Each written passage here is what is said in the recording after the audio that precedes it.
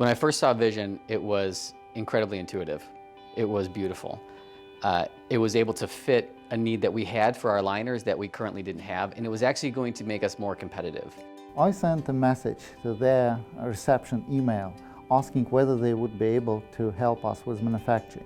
And next day I got a call from Michael Wright, CEO of ODL Lab, who asked, what kind of software do you have?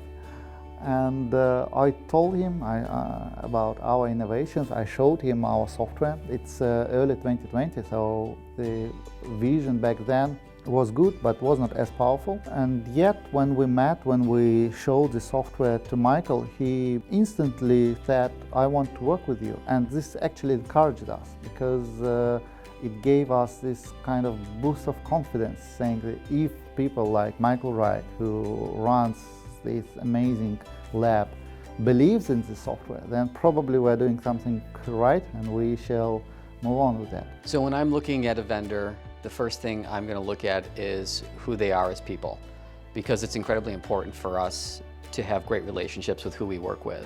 When I first met Kamzat, he was humble, he was smart, and he wanted to change the industry for the better. And that's exactly what ODL is trying to do as well.